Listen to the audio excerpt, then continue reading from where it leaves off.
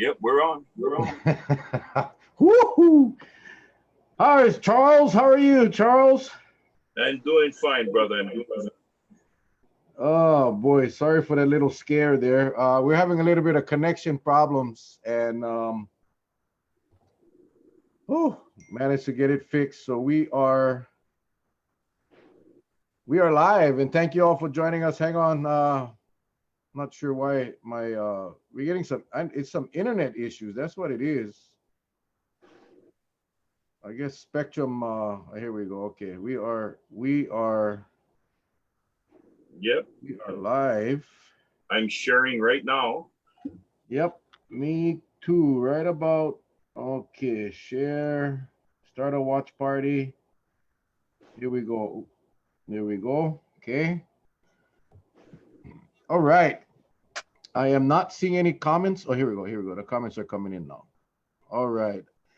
Aloha, everybody, and thank you for joining us tonight. Oh, we got Senator Kochi on. Awesome, awesome, awesome. Anyway, thank you all for joining us again on this beautiful, what is today? Monday. Is it Monday? Monday night. Monday night, we got an amazing show tonight. We have Senator Glenn Wakai, District 15 Senator, Chair of the Senate's Economic Development Committee. So he's in our waiting room right now. Again, I apologize for the little bit of delay there, but everything is working fine now. Now would be a good time to share this, hit the share button, start your watch party so we can get this information out to everybody. I expect a very interesting discussion regarding our economy. As you know, the governor in today's press conference kind of mentioned that he's ready to open up the retail industry here in Hawaii.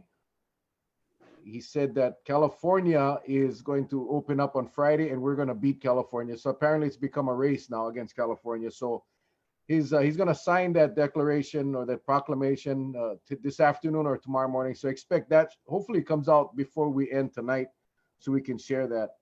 Other than that, the shirts. Don't forget the shirts, guys. Short time. It'll be a very short time. This is not going to be available for much longer. So again, $10 shirts, compliments of Kirk Korea, Island Athletic Tees, $10. Just send me your sizes. I'll send you the PayPal and the Venmo link. You can pay us that way. All proceeds go to Hawaii Community Foundation. So send your sizes to my messenger, private message me, and we'll be all set.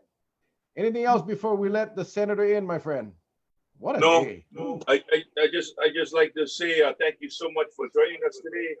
We've got a lot of folks here, and we thank you for the comments. Either way, pro, con, it's all about getting the information out to you folks, and you can decide from there. I know sometimes it's hard. Some people feel that it's the same old, but hey, we can only get what we get, and then you get. So if it's the same at the top, it'll be same at the bottom. It doesn't change. So what we'll try to do is try to get more information. But our next guest is somebody just to let you know of all the different committees that he sits on. He sits on energy, economic development, tourism, public safety, military affairs, commerce, consumer protection, health, and technology. A lot of key things I just said there that involves opening the state back up. So he's going to have a lot of information for us tonight. That's it, my brother. That's it. Awesome. Thank you for that. He is, the man, Senator Glenn Wakai. Senator, welcome. Hey, hi guys. There you go. Hey, he got it on the first crack, Senator. You got the audio to work. You got the video to work. That's been a challenge for a few of our guests. So thank you so much. I apologize for the connection issue we had.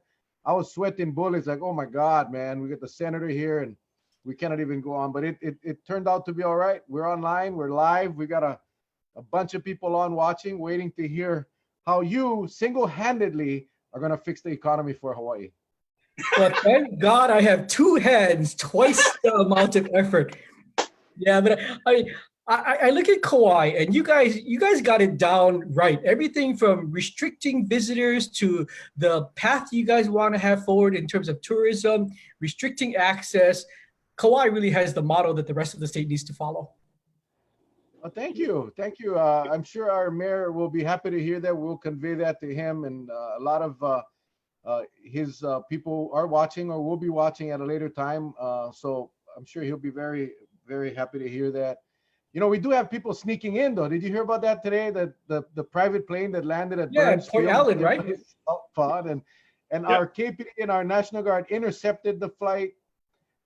Couldn't get the pilot, but at least they got those guys that came off the plane. I'm so happy and so proud of our police department and our National Guard guys. And And they're you know, able to- Senator, the danger of it, you know, that landing strip, it's right by our skeet shooting range, and you know that it could have been shot down. I'm only kidding. I don't want to start any rumors right now. yeah, well, that just went viral. That just went viral. But it's by the Pacific Missile Range too, right? So like anything can get shot down over there. Yeah. Yeah, you know, we have issues, right? Actually, and the truth of it is that runway, it's a state airfield, but it's right next to our salt ponds, and we have a lot of issues there with the helicopter tour companies using that, and the fuel over there, and the oil, and all of that garbage that you know, affects the salt pond. So you know, hopefully one day we'll get to shut that airfield down for commercial aviation, and it'll help save. But anyway, that's for another discussion. What we'll do, Senator, is we'll just turn it over to you, and floor is yours. Give us an overview, kind of where we're at. I know the governor mentioned today that he's going to be signing his 7th declaration or proclamation, whatever it's called, either this afternoon or tomorrow morning, and it sounded like he's moving forward in opening up the retail industry. He wants to beat California, so it looks probably going to be tomorrow or Wednesday. I'm not sure.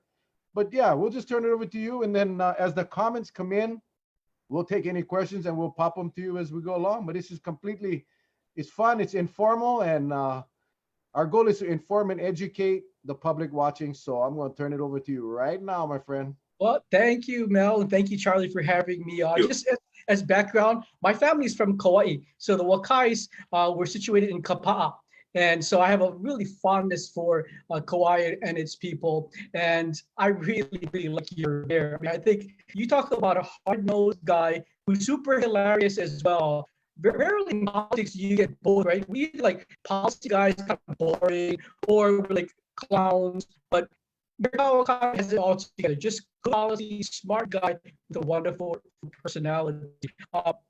And as I was mentioning from the outset, Kauai has created quite the model for the rest of the state. Even looking at your energy policy, very forward thinking, leading the state goals as well. But Mr. Proposal, as you were talking about what's the future like for economics, we all know about the public health issues that Corona has brought forward to us, but at the same time, another is our economy, and thank goodness I was happy to hear our ambition to open up our economy slowly. We shouldn't open it up to all. We're not going to go back to Hawaii in January tomorrow, but I think having a smart, methodical way of opening it up to businesses that make sense is a good start. And so using retail as the kind of first foray into seeing how things go.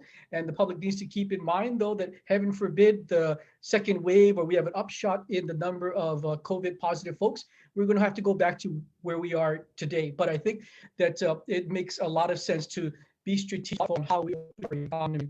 A lot of people look at the state as the somehow helping to improve the economic situation. The reality is the state has very limited funds, right? We're not like the federal government that can print money and go into debt. Hawaii has a constitution that says we have to always have a balanced budget, which I think is smart, right? We shouldn't live on a credit card like some people are living on. We should be living with things we have. So that's the mandate, and that's why the public look at the state.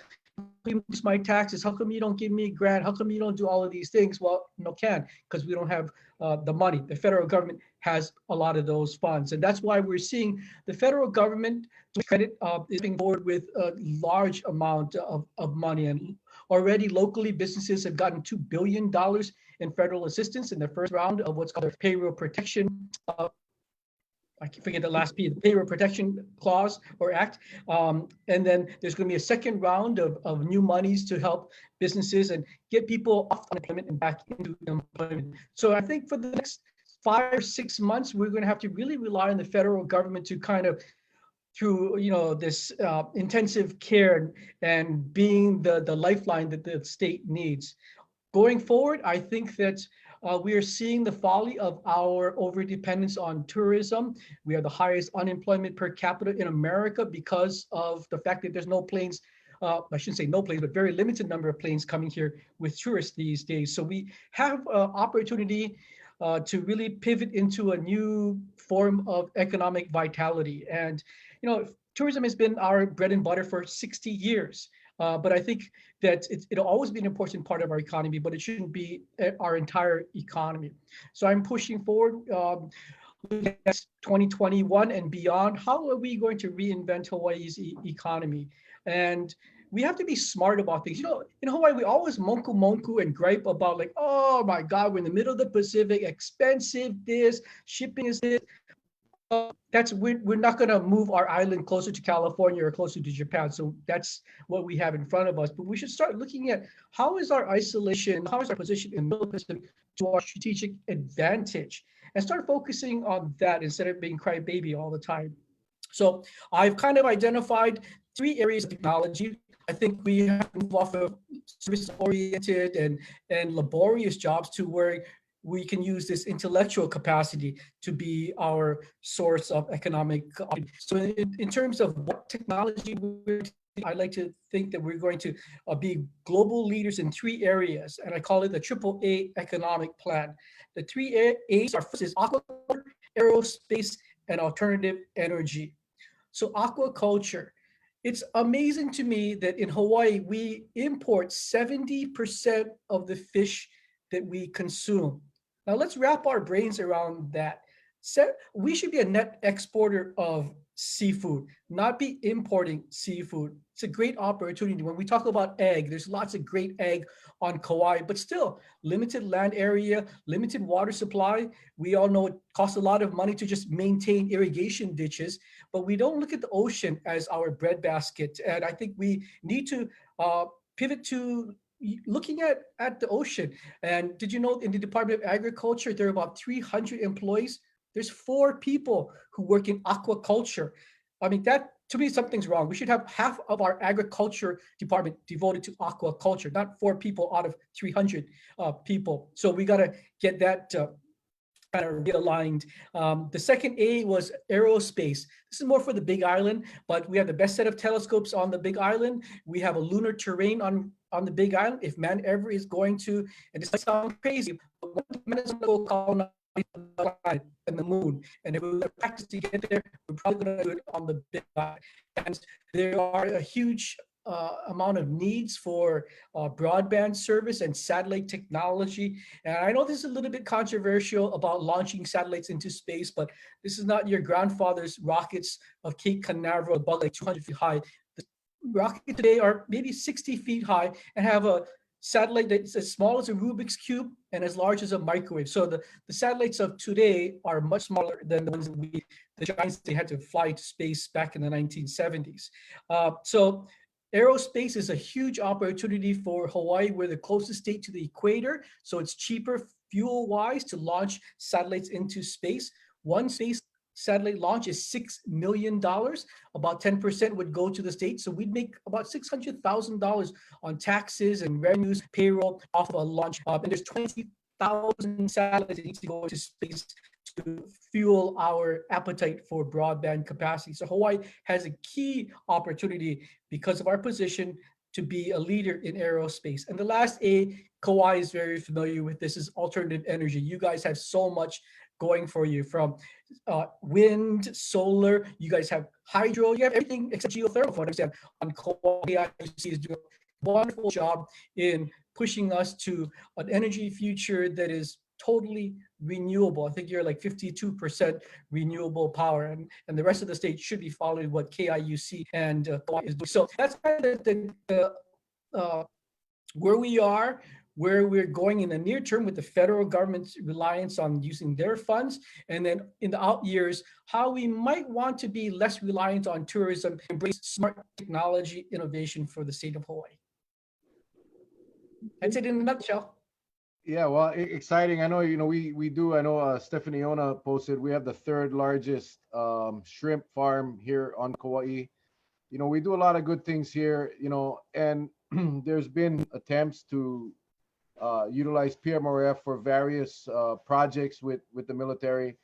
Not all of the community is really excited about that, so that's always a concern. But I think trying to diversify and find different industries so that we don't have to rely so much on tourism. I think whenever we have a hurricane or a major crisis like the pandemic now, it really reinforces to all of us the need that we need to find other sources or other industries to provide revenue and to allow our people to continue to work. So it's a challenge. It's a challenge, but it's also a huge opportunity. Are you Okay. guys hearing me okay? Charlie, are you hearing me okay? Yeah, well, we're hearing you fine. Hearing you fine. Okay. I know, Senator, your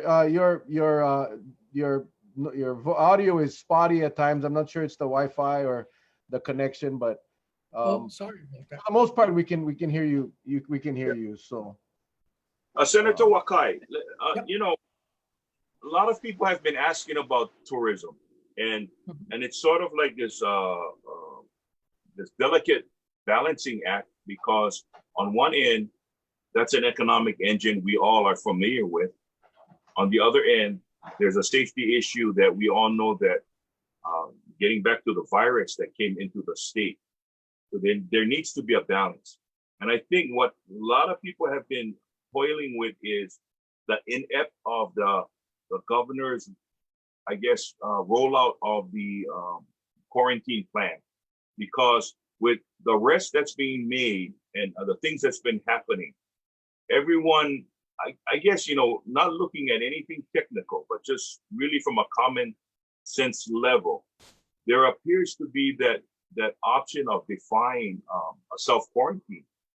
So I think if we are to bring tourism back to get that economic engine going, there needs to be safeguards in place. Has any talk been going on? I know the Senate is not in session, but yet you do have teleconference meetings every so often. Has it been brought up on how? And again, we were told that administration does their thing, the administrative branch, and you're part of the legislative branch. But we kind of want to feel, we're still not quite sure how it's going to be handled. What's your take on that? What's your take on You mean, I'm sorry, the quarantine of the visitors coming here? Or, the actually the combination of the two? Because we're going to have to have quarantine, that we know for yeah. sure. But right now, the quarantine program that's in place, it's really not working because we get Mhm. reports. I know you saw the other day, Senator, the COVID committee with Donovan and Kurt Favela, they all went down to the airport and they saw these pukas in the system. And Mhm. again, we always refer to uh, number 31 in South Korea. It just takes one to Mhm. infect 14, 1500. So that's the kind of stuff I think that people are worried about. So I just wanted your feel, if that issue has been addressed and what can we look forward to, I guess. That issue certainly is being addressed, and it's probably the number one fear. I think we can all believe in Hawaii. We've kind of flattened the curve.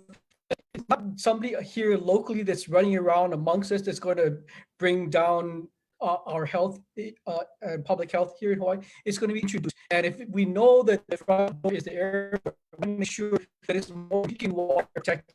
We need to build a robust screening process. So you're right. The Senate committee went to the airport and saw plenty of pukas. But keep in mind, this is something that's evolving. Hawaii, more than any other dialogue in America, is now already having this screening process. If you and I were to go to Los Angeles, Dallas, or Miami, there would be no screening process. So we have a lot of shortcomings, but we are leading the country in figuring out how to create something that is bulletproof as possible. But to your earlier statement about just people feel like they're over tourism, right? We had a lot of discussion until January. We all talked about over tourism. Now we no tourism. So kind of the silver lining of this unfortunate situation we're in is the way in which, how are we going to rebuild it? How are we going to rebuild it to the way we want to see tourism? And we're chasing 10 million visitors, and uh, are we going to go back to chasing 10 million? And people seem to be really caught up in the numbers of it.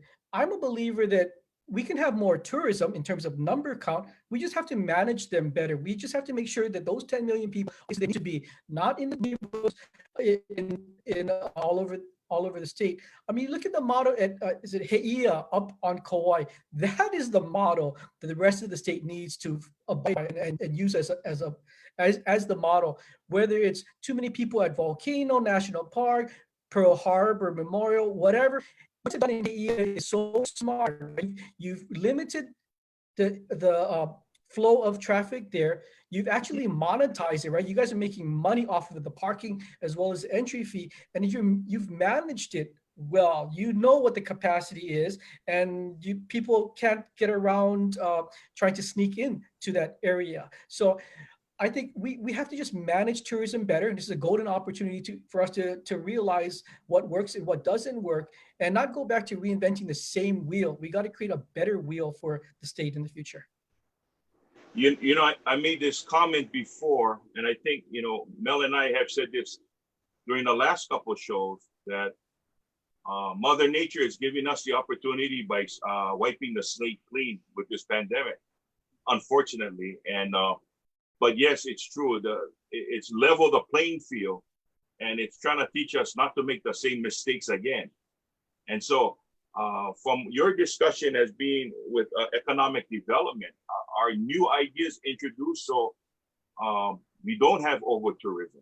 You know, we don't have these pitfalls that we face since statehood going forward.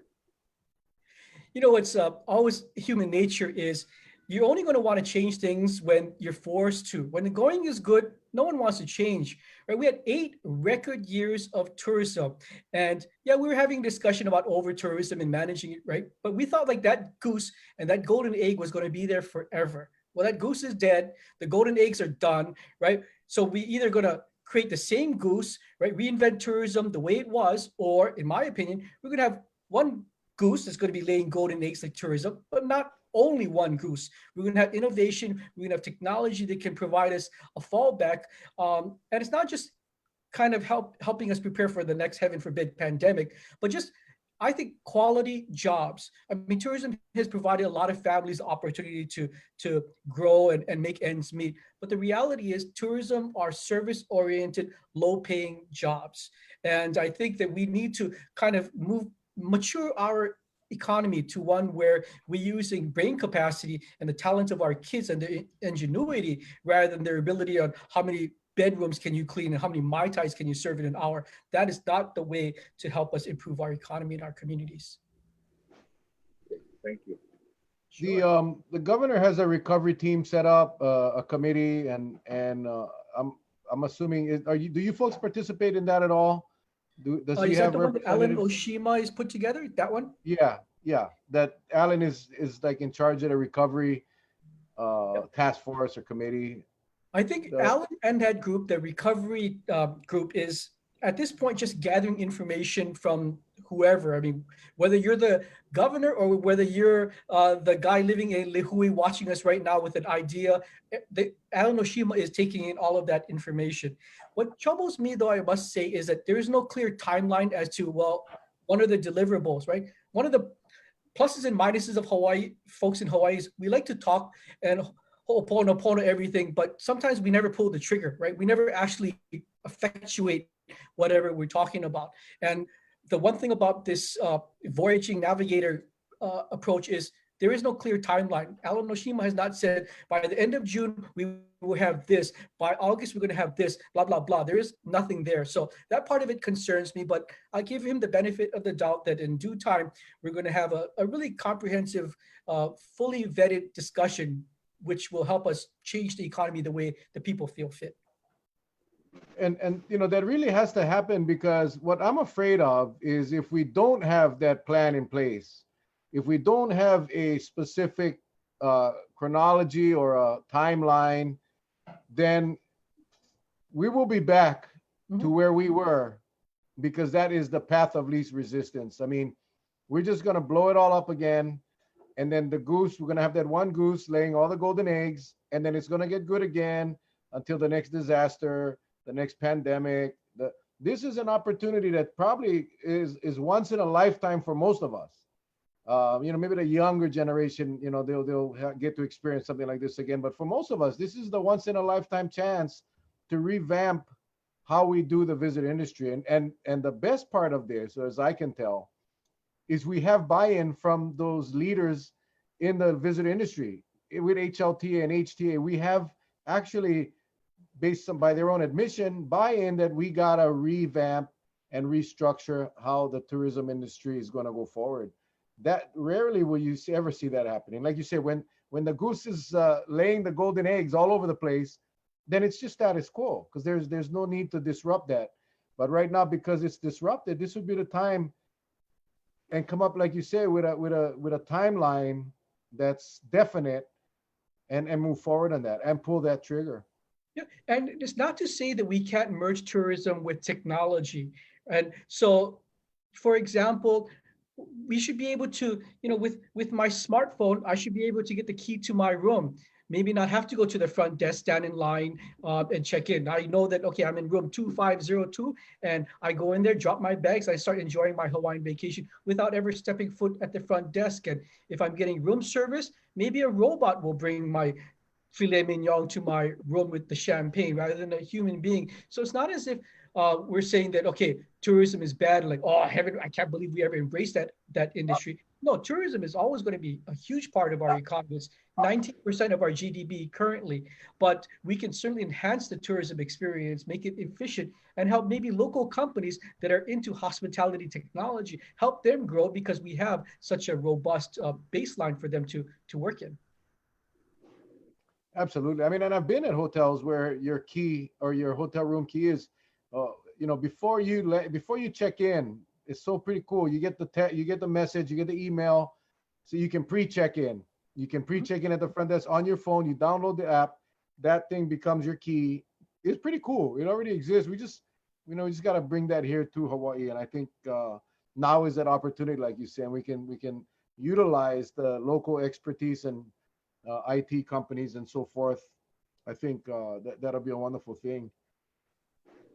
What I know Charlie kind of asked about, what was your vision on how this thing will open up?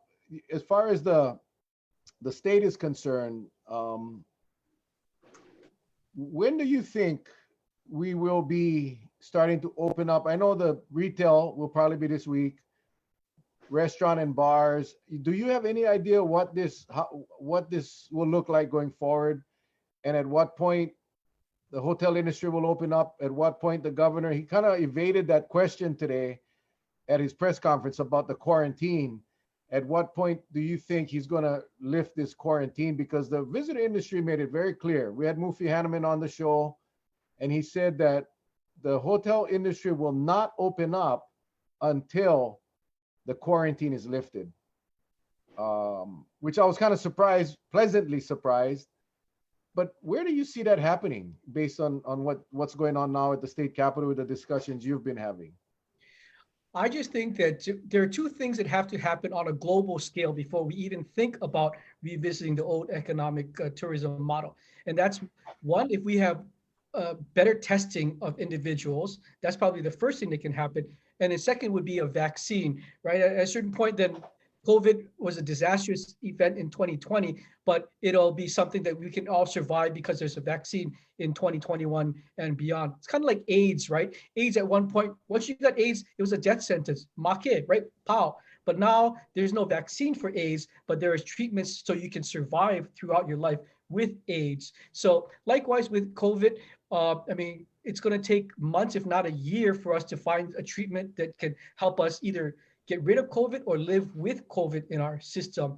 But until we get one of those two things, both of those two things happening, testing as well as some kind of vaccine or treatment, we're never going to be able to embrace tourism the way we saw it before. And I do think, though, that health screenings are going to be part of the travel experience, right? 9/11 changed everything. Before 9/11, heck, we would show up at the Hui Airport, Honolulu International Airport, half hour before the flight, jump on and get out of here, right? Now we know we got to be at least 2 hours ahead of time at the airport, get our TSA screening, right? Osama bin Laden and 9/11 changed the way we travel.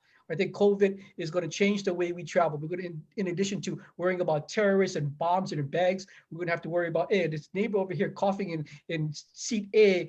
I think he got a fever. He got butter coming out of his nose. Somebody better check him out, right? So those kinds of issues are going to be the path forward, that we're going to have health screening in addition to TSA screening. So unfortunately, maybe we'd have to show up 2.5 hours, 3 hours early at the airport in order to get us to our flights.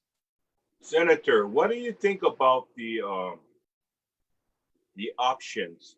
You know, like we all travel at some point in our life, and I think that if we were to travel, and if, say, for instance, California had restrictive rules where I have to be tested at least 3 days prior to my travel and bring over the proof that I've been tested and I'm COVID-free.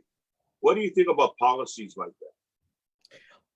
If we can do it for dogs, we can do it for humans, right? You look at today, before, like 10 years ago, you bring a dog from the mainland, Australia, someplace, that bugger got to sit in quarantine for 3 months. Now you get your shots, you show the paperwork prior to departure as well as upon arrival here. You walk home with your cat, dog, rabbit, whatever thing you're bringing into Hawaii. So if we can do it for animals, we can do it for humans. How that's going to be set up, and to make sure that, you know, people are always going to try and doctor up their forums, but we can figure out a means in which we could have someone be tested 3 days prior to departure to any locale. Maybe that would be the future. Instead of being tested at the airport, have the proper documentation that you're clean and free to travel someplace on the planet. Good idea. Well, you know, and one last thing, and everything kind of points back to the Attorney General with the advice that she gives the legislative body when she comes before the committee. And, you know, and correct me if I'm wrong, but every single time I've heard something pertaining to the health and safety of the people of Hawaii, such as having a government-run quarantine, the Attorney General has mentioned it several times about the rights of the traveler. And I'm thinking, like, I guess emotionally, and I gotta separate myself from that, but emotionally I get upset because I said we're talking about us who have did everything possible to sterilize our state, and we know that the virus came from the outside, and now all we're asking for is that courtesy so we don't get infected, and yet she leans towards, and I don't know what law book she's looking at or what trial case she's going after to make that statement, but it's kind of disheartening. Now, I'm not blaming her, but I guess I'm blaming the process on how she thinks, because like I said, every single time it's been, you know, I got to look at what the rights of the travelers are. And then so I'm looking at myself thinking, what does it take me to file a class action lawsuit against the state to make you think that, hey, I'm worrying about my safety first? Those are the kind of stuff that I think a lot of us worry about. A lot of us worry about. Yeah, well, you can thank the ACLU and some civil rights groups for that, right? The 1 or 2Z person that's going to file a gripe and infect us all, impact all of us. There are organizations out there that live for those cases where one person was somehow harmed or feels like they were not allowed free reign to do whatever. And that's unfortunate, right? Because at this point, it's got to be about what's good for the masses, what's good for the majority, rather than how do we make sure that this one guy who wants to come here from Iowa because it's a $99 fare to Hawaii, how do we not allow him to infect us, but give him opportunity to come here? That is a tough balancing act. And you're seeing that a lot of times attorneys are always going to default to the position of, I don't want to get sued, right? Because that's what the AG is trying to prevent. The state of Hawaii getting sued by the person who landed in Port Allen that says that they had every right, they paid full fare for their little plane to land over there. And how dare you, Kauai, tell me I cannot enjoy my day on the Nepali coast, right?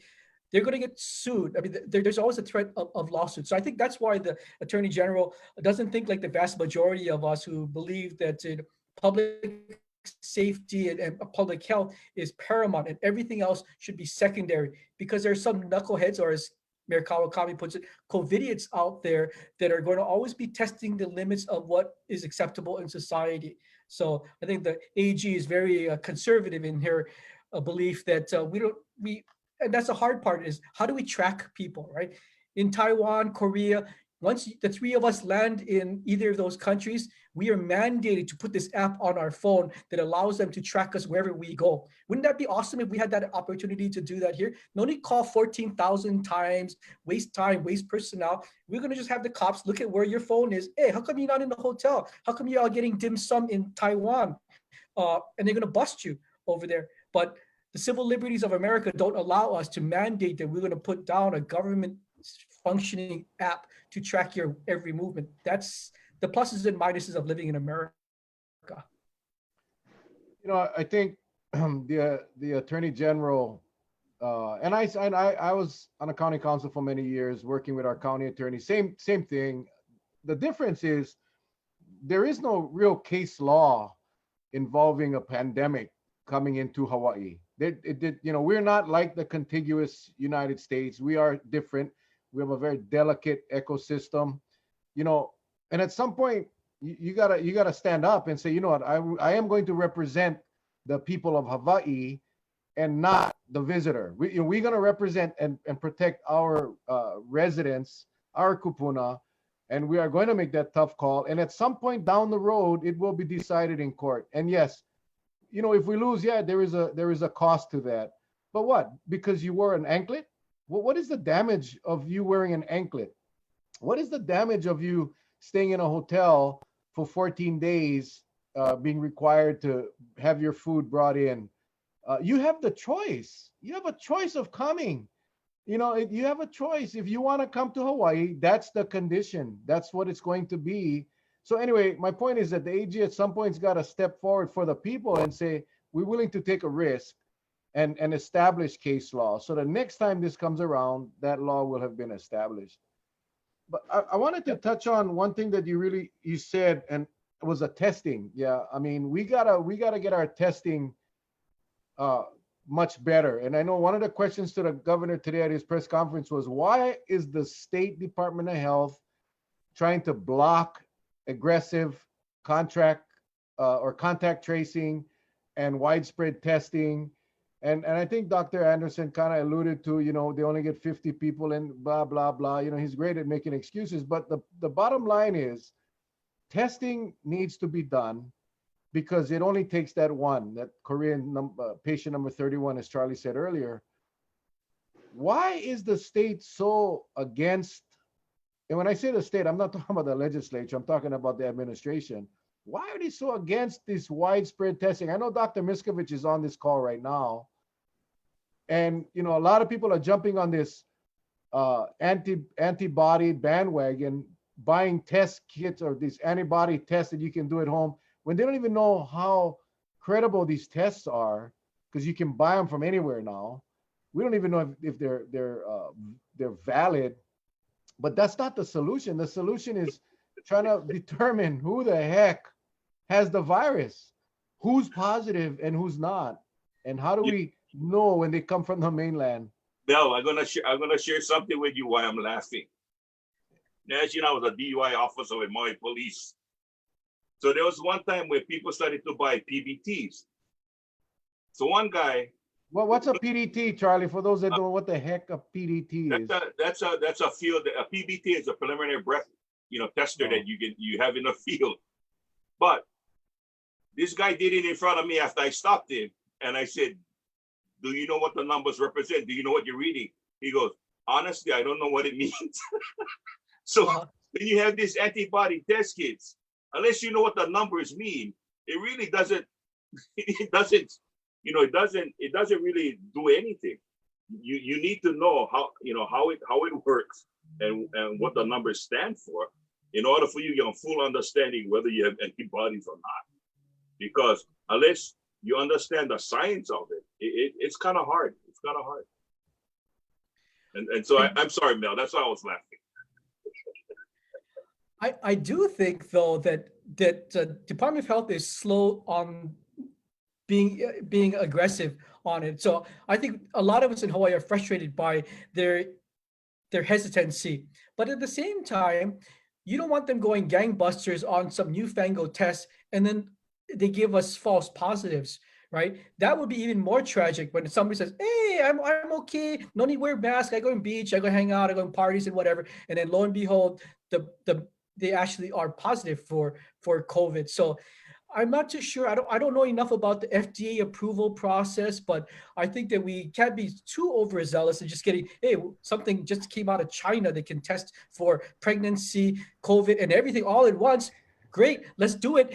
And then you realize like, oh, these numbers are all upside down, because then we have even more frustration in the community, right? Because once I get one of those tests and say, hey, I'm negative, I feel like I'm Superman, right? I can do whatever I like. And then if I was actually a carrier and went out to parties and did stuff and infected more people, then you see the folly of that approach. So to me, the jury's still out. I don't fault Department of Health for being cautious, but I understand the frustration of the community where testing is key. If we don't know who the enemy is, we can't fight the enemy. Yeah, and I think the antibody testing, I was referencing the antibody, and that was not what I was suggesting that the state do aggressively. I think it's the regular COVID-19 testing, because there's so many people that had this virus that was never counted. And there are many of these asymptomatic people running around that actually could pass on this virus, and more so for the visitors coming in. You see, that's kind of what this discussion is about, is how do we know these guys are coming in are not carrying the virus? We have these, you call them knuckleheads, Derek calls them COVIDiots. We picked up a new term when the mayor was on our show a week ago. We call them doodle boys. It's called doodle boys now. But we don't know if any of these people are running around here violating quarantine and actually exposing our local residents, our kupuna, to this virus. And I think that is kind of where, how do we head that off? How do we cut that off? And whether it's like a animal quarantine, rabies quarantine, or whatever, something's got to be done if we're going to allow the flights to continue, allow the visitor. The numbers, as you know, Senator, the numbers are growing every day of arrivals, and it's not going to stop. It's going to continue as days goes on. And my fear is that, I know the governor talked a lot about they're preparing for the worst case scenario. Well, I guess that's a good thing, but if there's a potential of a worst case scenario, then we should really be careful to not get to a worst case scenario. You know what I'm saying? Does that make sense? Yep. And I think that it's kind of concerning that the other day, the Department of Transportation was in front of the Senate and said that they were really currently don't have a handle on the 700 or so people that come in on flights from outside of Hawaii, and that they know it's going to ramp up in the next week. And by June 1st, it's going to be thousands are coming in. And the fact that we're not prepared now provides me very little comfort that we're going to be prepared June 1st when all these flights from Korea and Japan start coming back, entering the market. So you're absolutely right. We need to provide some level of confidence in the public that, hey, we got 759 passengers yesterday. We got them all screened, and yeah, we can ramp up for 5,000 next June and 20,000 in December. But I don't think any of us can feel confident that the Department of Transportation has a really finely tuned screening process at the airport. And even I've been ragging on the Department of Transportation to put in these thermal cameras at all of the airports. If you go to a foreign country, they have a camera and it's a kind of a heat sensor that on the display you can see like, ooh, Mel, you're red. Oh, Charlie, you're blue, so you're okay, right? And then we pull you, Mel, because you're a little bit hot. We pull you to the side and ask you a few more questions, right? Rather than right now, we got that little stun gun thing pointed at people's head. Like, I mean, it's too much manual labor and it slows down the process when you got to go 1, 1, 1, 1, 1, 1. Just get a picture and then, okay, there's 25 people coming in at one time. These 3 guys are hot. Move them to the side. Everybody else can go through, right? I've been trying to get them to buy these thermal readers and they are resistant to doing so. But that's going to be the future, right? You're going to see thermal readers at every airport on the planet in the future. We got to embrace technology and make the public feel that the government is doing right by them and protecting their health and safety.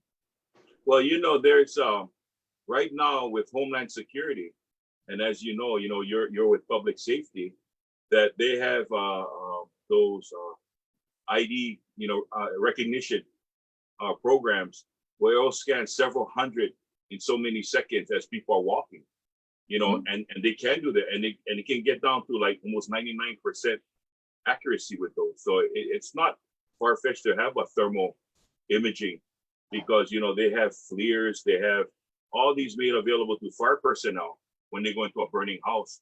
It can separate the heat from someone that's in the house and can actually point them out. So I think it would be a good idea, Senator. But why do you think you're getting resistance? Because the Department of Transportation is not known to be the most progressive arm of government. They have to be told. So when I brought this issue up to the administration there, they told me, oh, the Department of Health has to tell me to do so, or HAIMA has to tell you to do so. And my view is, why don't you tell them what's available out there and have them tell you yes or no? But don't wait for somebody to tell you what to do. I mean, we're always so responsive. One day we got to be proactive. The public health is in jeopardy here. We cannot be waiting for somebody else to be told what the next steps are. We need innovative, progressive, visionary leadership with courage to just start plowing forward.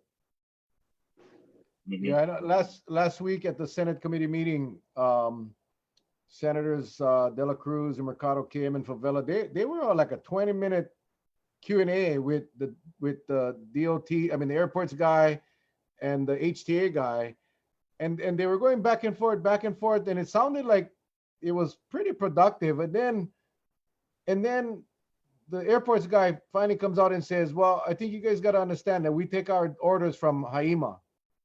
In other words, I don't really care what you're telling us, senators. We gonna take. I mean, I all of the senators went, what? And you hit it right in the head. Is that what we lack, in my opinion? And I'm just a peon here in Kauai. Is there's no leadership, there's no accountability, there's no one in charge. HAIMA is basically a temporary organization during a disaster, right? Whether it's a flood, a hurricane, you bring these guys together, they run the emergency operating center, blah, blah, blah. But at some point, airports gonna have to take over the responsibility. DOT gonna have to take over the responsibility. But right now, there's no one. Airports doing their thing, DOT is doing their thing, and there's no one that's basically saying, hey, we gotta make sure everybody gets screened. Everybody gotta get screened. My good friend lives on Kauai. He owns a store here. He owns a store on Maui. He went to Maui on Friday. He's got to go work in that store for 7 weeks. He gets to Maui from Lihui, no screening. Nobody checked him. No one asked him, gave him a paper about quarantine. No one checked his driver's license. No one checked his accommodation. Zero. Just right, gone. Bye-bye. That was on Friday. I thought we had everything set up already, but maybe it was on lunch break. I don't know. But my point is, that's not supposed to happen. Not supposed to happen.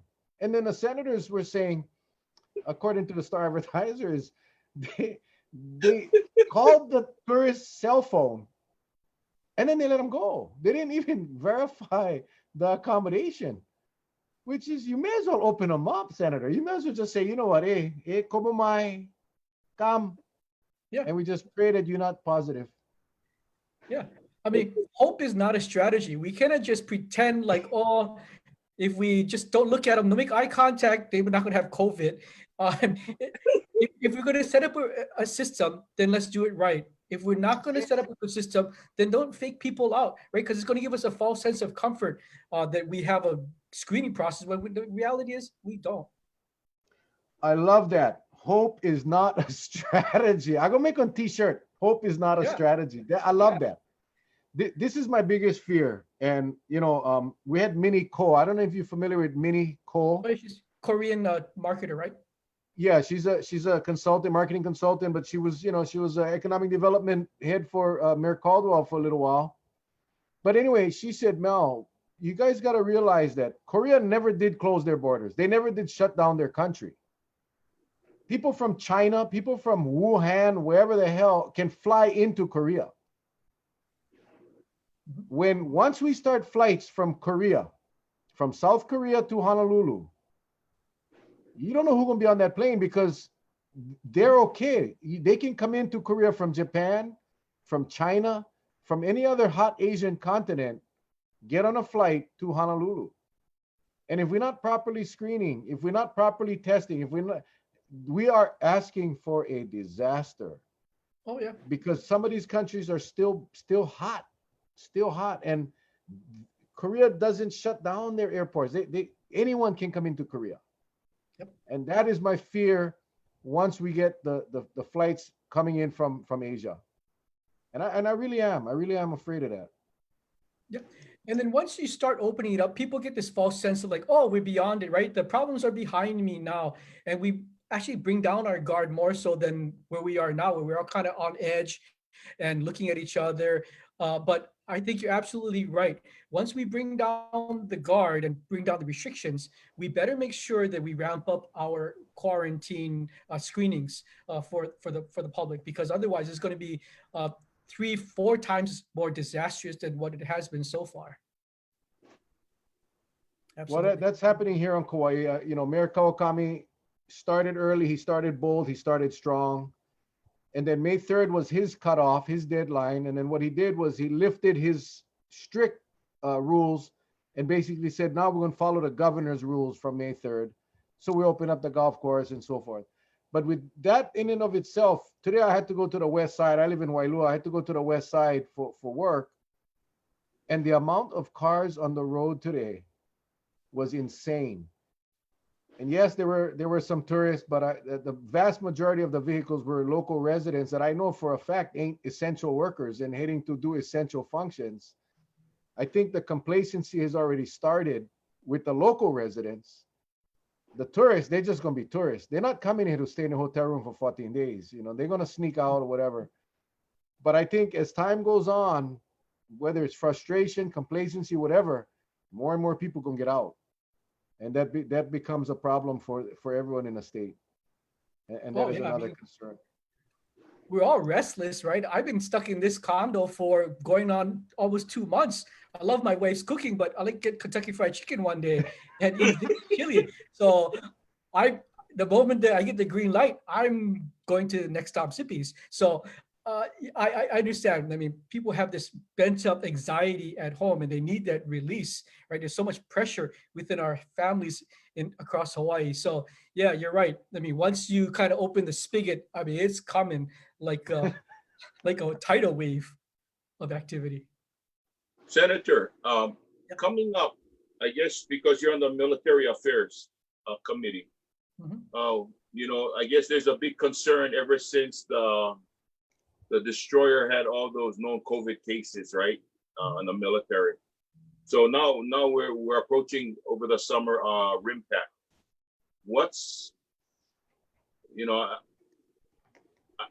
I know some years back here on Kauai, they did some maneuvers out on the west end, and I think the only ship that came ashore or personnel was from Chile, the Chilean Navy. And it was the first time since Captain Cook landed that they were the next ones to land on our shores. But because of COVID and the widespread on these destroyers, what's been your take on that as far as RIMPAC exercise? Should it continue? Should it? If they do, they gotta stay offshore. What's your take on it?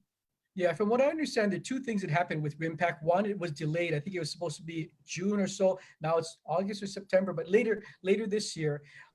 And so hopefully things will be subsiding with due time. But most importantly, from what I understand, the sailors on board those ships are not allowed to come to shore. They'll be able to pull into harbors. Of course, they have to get provision, right? More gas, got to get food on there.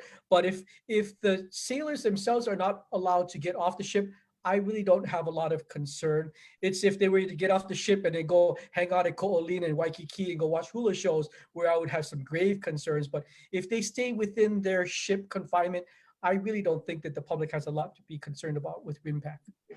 Okay, good. Thank you.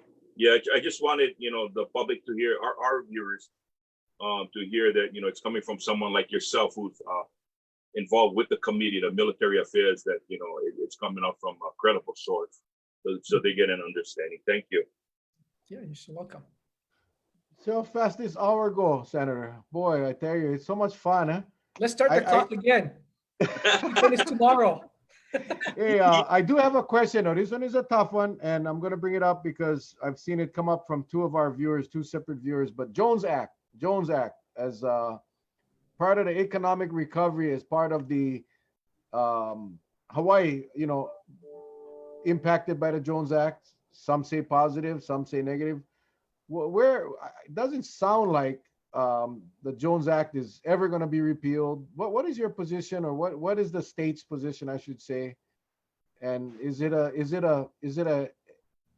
help or is it a harm for the state?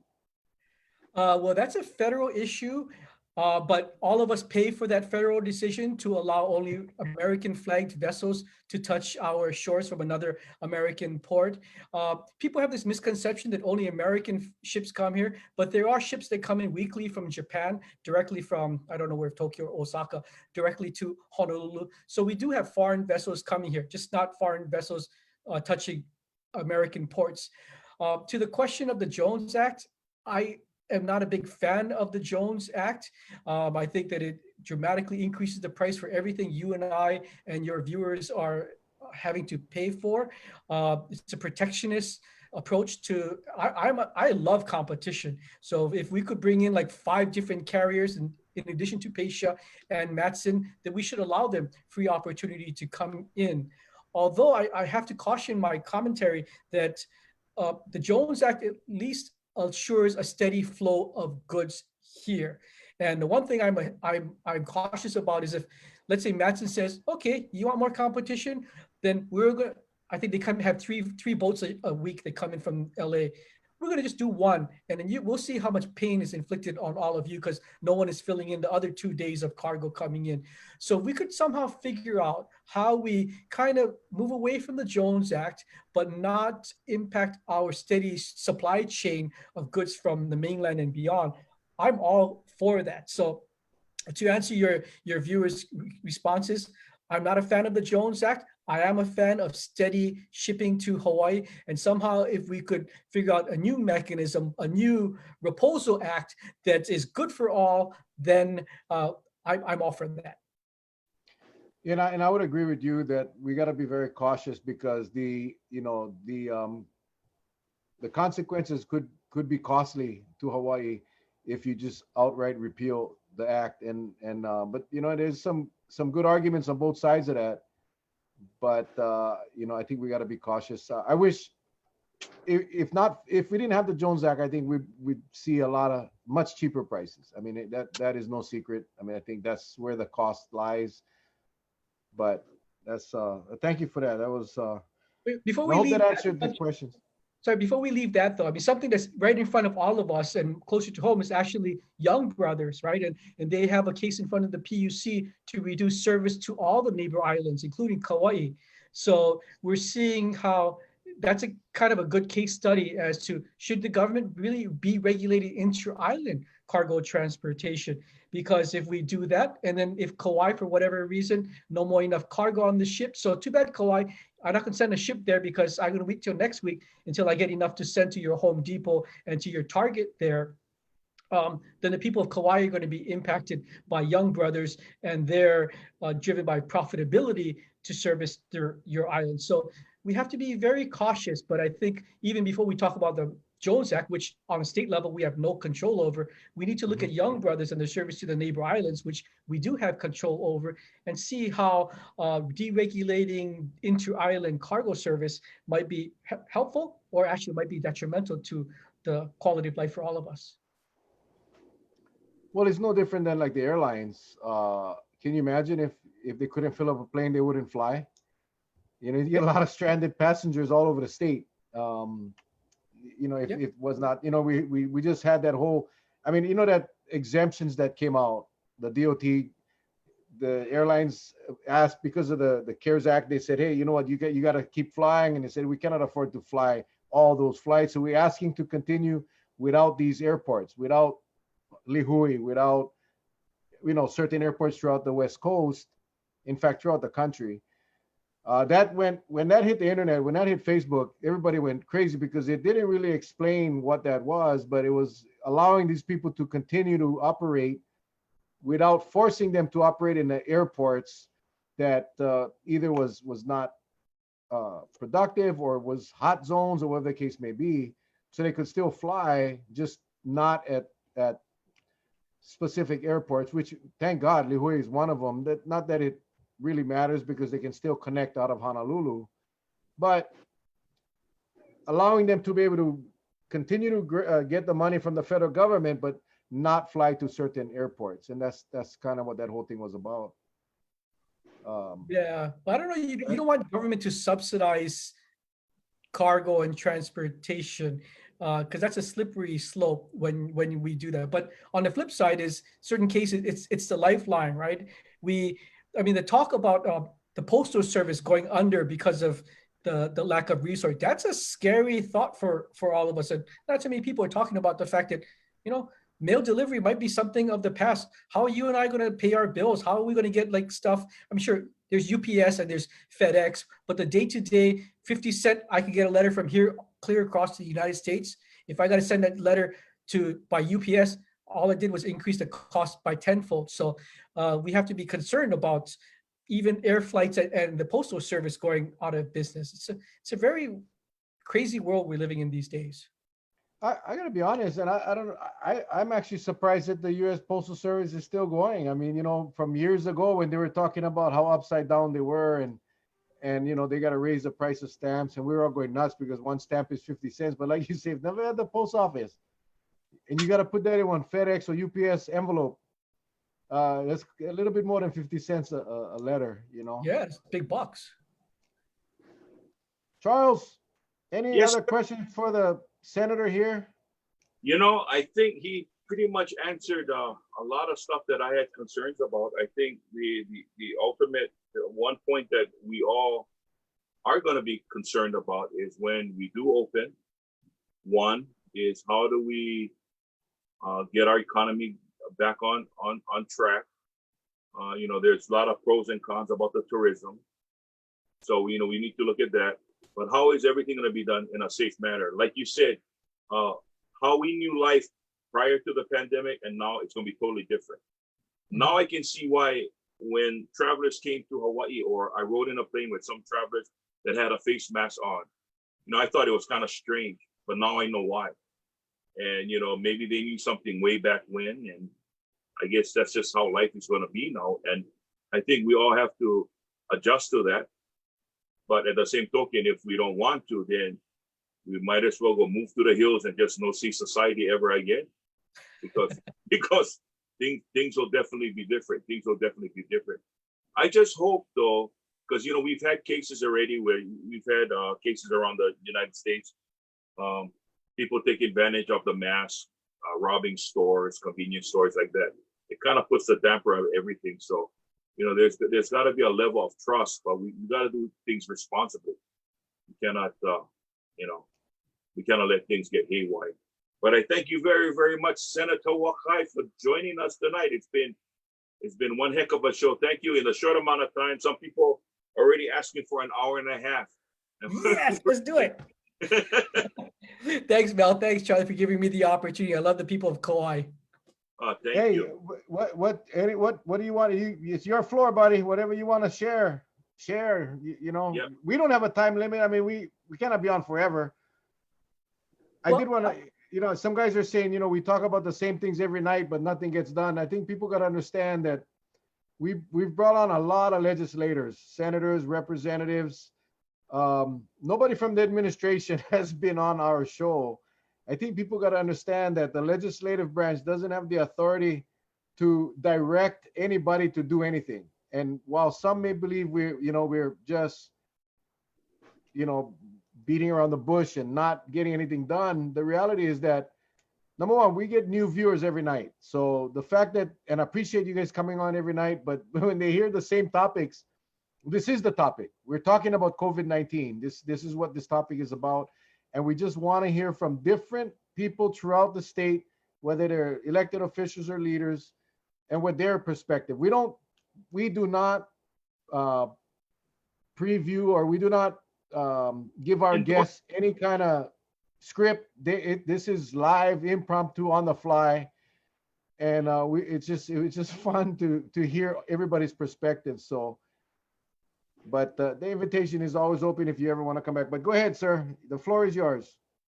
I mean, I know these are just kind of stressful times for the public, and I understand their frustration that they want solutions yesterday, but one, government doesn't move that quick.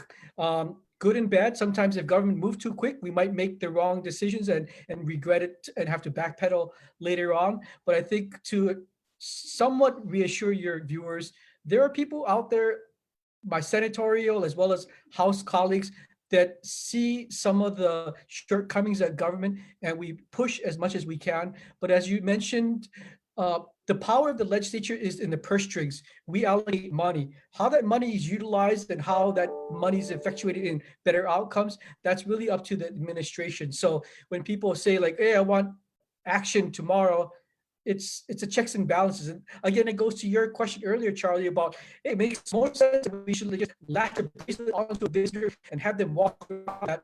I totally agree, but democracy doesn't allow us to do that. So in this case as well, and I'm not using this as an excuse, but that's the beauty and the folly of the democratic system, is that there's checks and balances. So it doesn't matter what Senator De La Cruz, what I think, what Senator Kochi thinks is the better path forward.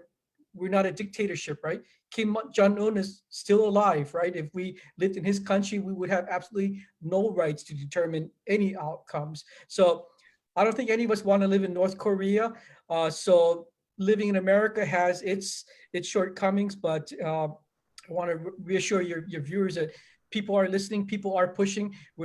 Government doesn't move a mile a minute. We might move about 3 feet a minute, but we are hopefully moving in the right direction. And going back to what we mentioned earlier, there is no other airport in America that has a screening process. I know people are not satisfied with what we have, but we're reinventing the wheel. We're finding fire in Hawaii here. We just got to make sure that we do things properly, and we're moving in that direction.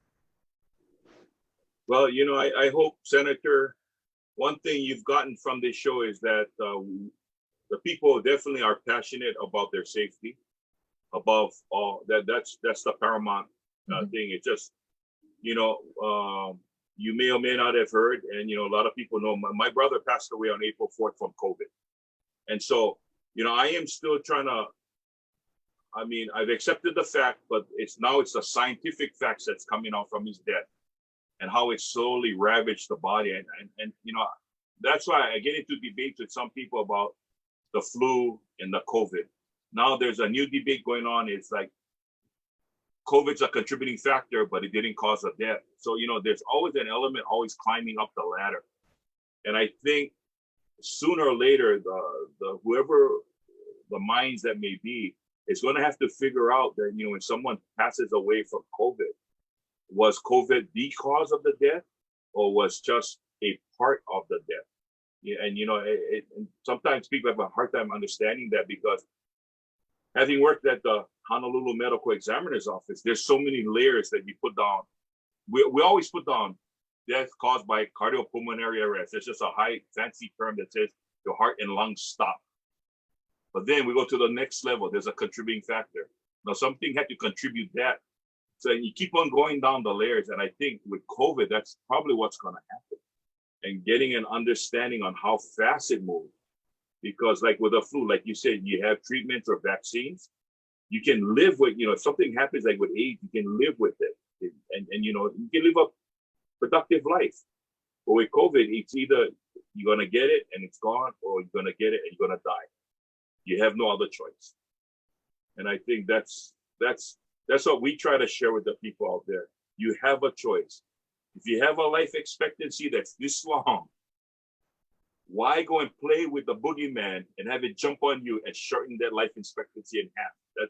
That's my thing. I mean, yeah, I want to live a long time because I got grandkids. I want to see my granddaughters get married. I want to see them walk down the aisle, but and I don't want my life to get shortened in half because I was foolish, you know. So I think that's the message that we take away from our show here. And having people like you sharing different aspects, different views. It may not be the same like Senator Coetzee. It may not be the same like Representative Lindy Coit or Kalani English or somebody, but it's always good to get multiple viewpoints and see how the thought process goes into it. That's what I appreciate the most. So I'd like to thank you for that. Well, thank you for sharing, Charlie. I mean, my condolences. I didn't Thank you. realize this really touched you. It was easier for people like myself who are kind of removed from it, but the fact that it touched your family and it devastated one member of your family, and here you are freely speaking of it, I think speaks volumes to your courage and your desire to make sure that, heaven forbid, nobody else has to die the same way that your brother had to. Brother, right? Yes. Brother Yes, had to pass away. So congratulations to you. Thank you for sharing your courage and sharing factual information with the public, because there's so much misinformation going out there. Some people think like this is still a hoax, it's not for real, when they read in the paper about the tens of thousands of Americans that are dying across the country. I mean, your brother is not a statistic. Your brother was someone that was important to your family. And let's not forget that there's a human price. It's not just a bunch of numbers we read in the paper. These are people who we love and that are passing away.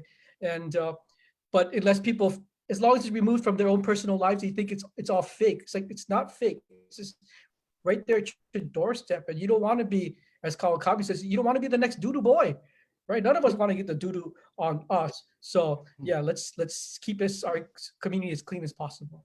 Well, I'd like to also share with you, as well as our viewers out there, Cody, that went into a coma 6 weeks ago, that was fighting the COVID.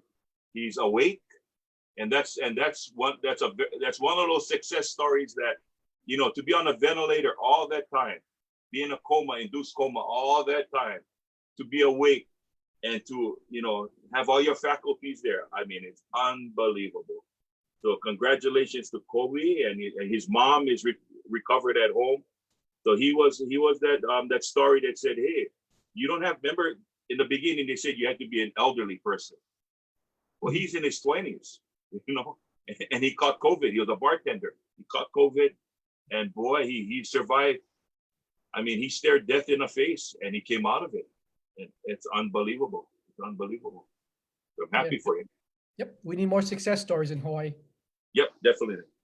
Yeah, well, we've been blessed with, you know, the low numbers, and that's a good thing. And Cody and the other fella from Kauai who had also recovered, they were young, they weren't old, they didn't have underlying conditions. And this whole debate of whether they died from COVID or not, or was the underlying condition, the question really is a very simple one. Had this person not contracted COVID-19, would they still be alive today? If not, then it's COVID. It's a COVID-related death. I don't give a damn how they want to sugarcoat it. If we didn't have COVID, would they be alive today? Then COVID killed them, not the underlying condition. And that's just how I look at it. Let's not sugarcoat it. It's real. And that's why, you know, we try to make it soft.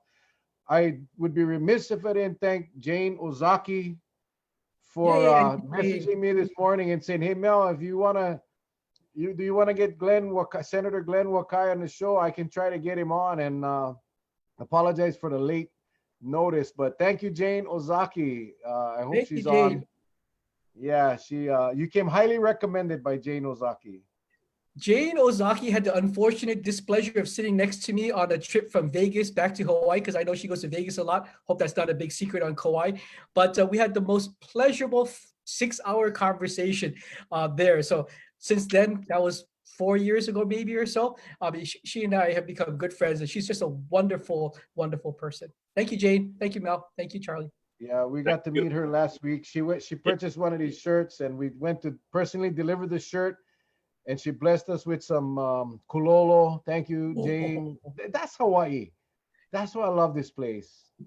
Yeah. Oh my God, I forgot our leis. Yeah. I so sorry, Janelle. I went to drop off the shirts to Janelle Aquino, Representative Okimoto's sister. And she gave Charlie and I these beautiful orange lei, and I forgot. You know what? Tomorrow night, Charlie, we're up tomorrow night. Yep. Sorry, Yep. Janelle. Also, It's in our refrigerator. Anyway. Senator, thank you very much. thanks for having me. Invite me back Well, anytime. Yeah, well, Thank you know, I think from here on, things are going to happen quick. I think as we move forward, things are going to happen quick. I hope it's all good. But yeah, I got your number now, my friend. So we'll be calling to get you back on. Look forward to it. Thanks, guys. Thank you. Thank Thank you. Charlie, Hello. Yes. you wanna, because I know Senator Wakai has never seen our conclusion. Oh, yeah. Yeah, Impress me. this is the best part of the show because, you know, Charlie obviously is an entertainer here on Kauai. Yep. And I'm not, but I do own a ukulele, which I don't know how to play, but I practice. We started this show about a month, maybe probably longer than that, but every night we have special guests on, and it's always people that are either elected officials or government leaders. And the message is very clear. It's follow the rules, stay at home. Don't be a quick idiot, don't be a doodle boy. Wash your hands, don't touch your face. Social distance. We gotta flatten the curve. And in the beginning, no one listened. You know, Derek got tough, and then people started to listen, but there were still a lot of people not listening. So Charlie and I decided, hey, let's go get deputized. Let's go out and become the COVID patrol. Arrest these guys. Charlie and I are both former police officers. And let's the punishment would be they gotta spend 24 straight hours with Charlie and I. That's pleasure. That's not punishment. That didn't work either. So we came up with this strategy that after every show, in the conclusion, we tell people, if you guys don't flatten the curve, then we will flatten your ears. Charles.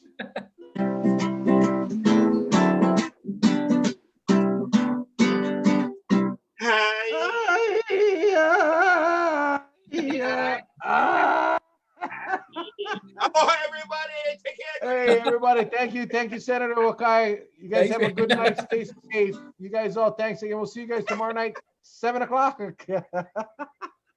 Aloha, guys. God bless. Take care. We love you guys. See you guys Thank you. tomorrow. Bye. Aloha.